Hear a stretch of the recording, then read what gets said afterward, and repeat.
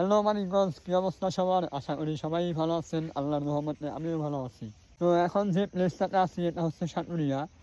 আর এটা আমাদের মানিকগঞ্জের একটি উপজেলা। মূলত ডে ট্যুর প্ল্যান করে আজকে বের হয়েছি। আর আমাদের প্ল্যান হচ্ছে মির্জাপুরের উপর দিয়ে আমরা টাঙ্গাইল হাইওয়েতে উঠবো।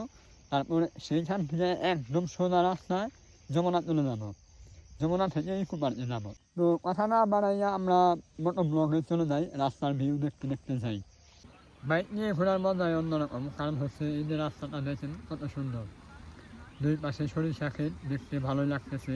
আমি লাস্ট টাইম যখন এদিকে আসছিলাম তখন বর্ষার সিজন ছিল, দুই পাশে ছিল পানি, তখন দেখতে আরও ভালো লাগতেছিল। আর এই এলাকার নাম সঠিক জানা নেই, সম্ভবত মির্জাপুরের কোনো একটা সাইট হবে। যাই হোক, আমরা এরকম ভিউ দেখতে দেখতে যাইতে থাকি। সাটুরিয়াকে বিদায় দিয়ে আমরা টাঙ্গাইল হাইওয়েতে চলে আসছি।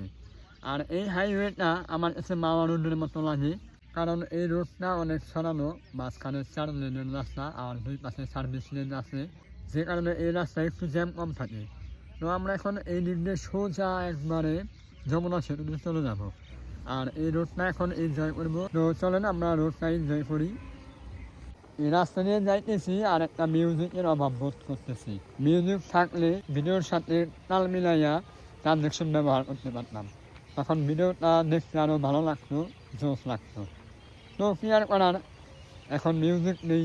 বাইরে থেকে যে মিউজিক ব্যবহার করবো সেটা ইউজ করলে কপিরাইট খাইতে হবে, তো সেই রিস্ক নেওয়ার প্রয়োজন নাই। অনেক সময় নিজের মিউজিক ব্যবহার করবো ইনশাল্লাহ। মোটর সাইকেল নিয়ে ট্রাভেল করার একটা সুবিধা হলো আপনি দুই চোখ দিয়ে মন মতো নিজের চোখ জোড়াইয়া প্রকৃতিকে কাছ থেকে দেখতে পারবেন।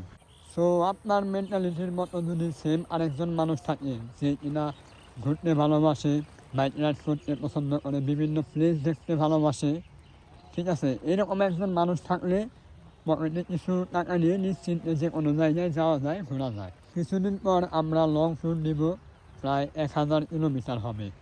মূলত আমরা কক্সবাজার যাবো, সেইখান থেকে আবার কুয়াকাটা পুরোটা ঘুরে দেখবো। অনেক রাস্তা সারাদিন বাইক চালাইতে হবে, সেইটার প্রস্তুতি হিসাবে আজকে আমরা ডে ট্যুর প্ল্যান করছি। এই জন্য সকাল সকাল বের হয়ে গেছি। আর সেই সাথে কিছু নতুন নতুন জায়গা দেখবো, আপনাদেরকেও দেখাবো। সে যাই হোক, আমরা এখন টোল প্লাজার কাছে চলে আসছি। এখানে টোল মাত্র 50 টাকা। 50 টাকা দিয়ে একটা জিনিস যাচাই করবো, সেটা হচ্ছে বাইক 60 থেকে 70 স্পিডে চালিয়ে যাব। আর এই স্পিডে এই পুরো সেতু পার হইতে কত সময় লাগে সেটা আমরা দেখব। আর টাইমটা আমি বলবো না, কতটুকু সময় লাগবে সেটা আপনারা কমেন্ট করে জানাবেন। ওকে, আমরা টোল নিয়ে সোজা যমুনা ব্রিজ পার হব। আর এইখানে দেখি অনেকগুলা রয়্যাল এনফিল্ডের পুরো একটা স্কোয়াড চলে আসছে। ওনারা হয়তো বা ট্যুরের জন্য বের হয়েছে, বাট সবাইকে হেভি স্মার্ট লাগতেছে, কারণ সবাই হেলমেট পরে আসছে, বাইকগুলোও নতুন, দেখতে ভালোই লাগতেছে। তো আমরা যমুনা সেতু চলে আসছি। আর একটু সামনে গেলে আমরা আমাদের লোকেশনে চলে যাব। যমুনা সেতুতে উঠে গেলাম, ফার্স্ট টাইম আমার এইবার নিয়ে 3 নম্বর।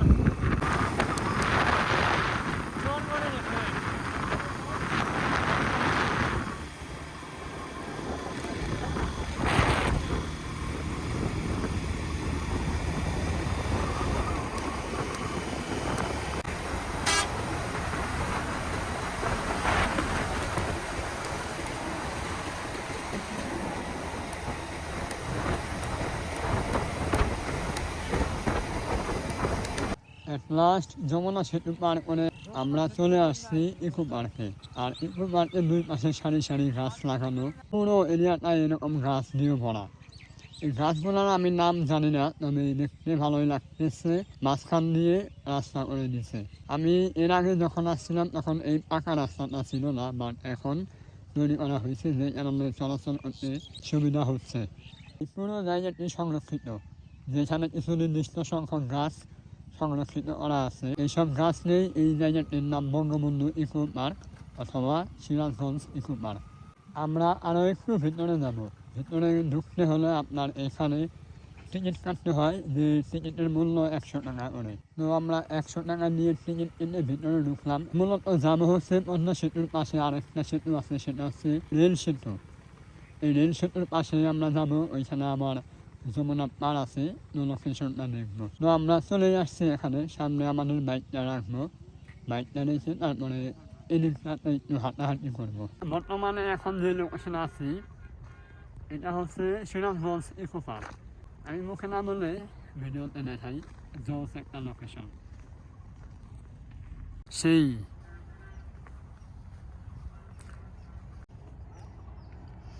এটা হচ্ছে নতুন রেলপথ, আর ওই পাশে যে ব্রিজটা দেখতেছেন ওইটা যমুনা সেতু।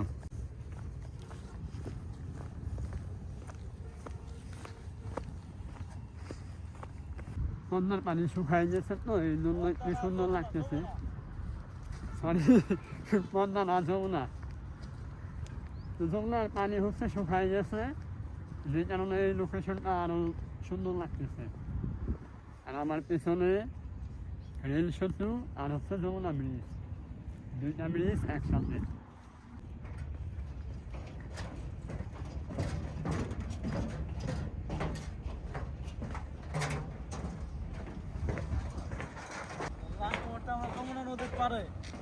হ্যাঁ, কেমন লাগতেছে? অনেক সুন্দর।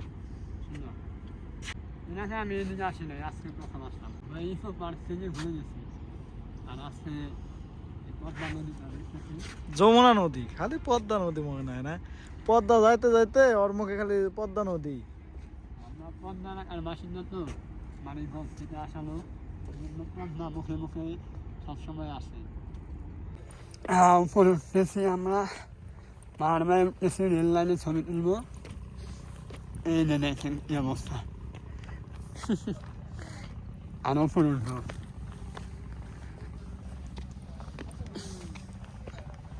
আমাদের জন্য খারাপ পাহাড়ও সমস্যা না। জোস একটা প্লেস, এখান থেকে ভালো মতো দেখা যেতেছে। এখন আমরা আছি রেল লাইন সেতুর উপরে। আমার পেছনের সেতু, সরি রেল লাইন। রেল লাইনের সাথেই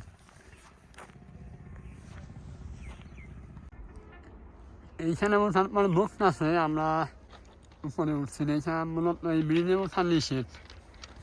তারপরে আমরা লুকায় লুকায় উঠছি, তারপরে দেখি লোকজন দেখে ফেলাইছে। এখন আমাদের নামতে হবে ওইখানে। আর ওই যে আমার কালাপুরি। সিরাজগঞ্জ ইকো পার্কের অবস্থা এটাই ছিল, আর এখানকার ভিউ এরকমই। আর এই পার্কে ঢুকতে গেলে আপনার 100 টাকার টিকিট কাটতে লাগবে। আমি জানি না 100 টাকার টিকিট আদৌ কি আছে কি নাই। তারপরে আমরা 100 টাকা দিয়ে টিকিট কেটে ঢুকছি, আপনাদেরকে বললাম। নামবো, উঠতে সমস্যা হয় না, বাট নামতে সমস্যা। ওই যে নামতেছে। কামনা করলে কি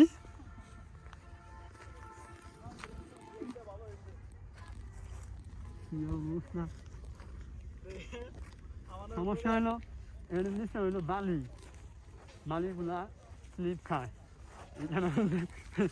এই সমস্যা।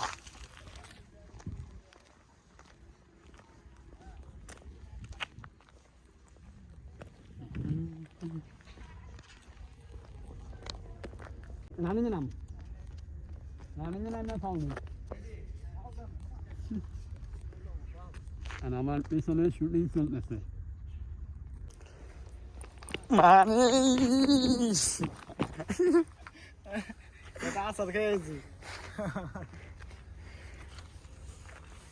তো এখন আর এদিকে থাকবো না, এরপর ডাইরেক্ট যাবো টাঙ্গাইল মধুপুর, আনারসের জন্য বিখ্যাত। সেই আনারস দেখতে যাবো, খাবো। চলুন এখন আর রাস্তার ভিডিও করবো না, ডিরেক্ট মধুপুর জায়গায় দেখা হচ্ছে।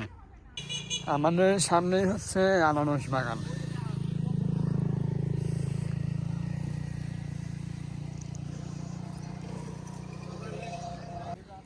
এখন আমরা বাগানের ভিতরে যাবো।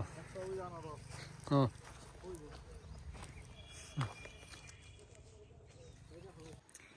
পুরো জায়গা আনারস চাষ করছে, এখানটা শুরু করে পুরোটা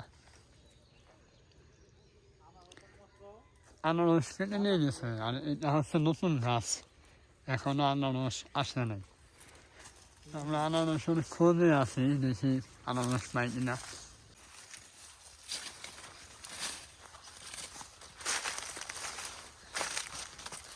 এখন তো আর আনারসের সিজন না, তাই না?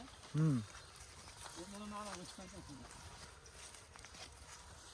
মাঝখানে ধান বুনছে, ধান শেষ হয়ে গেলে আবার আনারস লাগাই দিচ্ছে। কলা বাগানের ভিতর দিয়ে আনারস লাগাই দিচ্ছে। আসলে দেখানোর কিছু নাই, সব এরকম জঙ্গল, কলা বাগান আর আনারস সব এরিয়া এরকম। তো পুরো জায়গাটাই এমন, দেখার মতো আর কিছু নাই। আর অনেক খোঁজাখুঁজি করেও আনারস পাইলাম না। একটা আনারস পাইলে আমরা খেয়ে ট্রাই করে দেখতে পারতাম। আমরা তো বেশিরভাগ সময় ঢাকা থেকে বা অন্যান্য এরিয়া থেকে কিনে খাই। যদি এইখানে পাইতাম তাহলে তরতাজা একদম ফ্রেশ আনারসটাই পাইতাম। দুর্ভাগ্য আমরা পাইলাম না। নেক্সট টাইম আবার কখনো যদি আসি তাহলে অবশ্যই খেয়ে যাব। আর ভুল করে তখন আর আনসিজনে আসবো না, অবশ্যই সিজন মৌসুমে আসবো। তো আজকের ভিডিও এই পর্যন্তই। সবাই ভালো থাকবেন আর আমার চ্যানেলটাকে সাবস্ক্রাইব করে পাশে থাকবেন।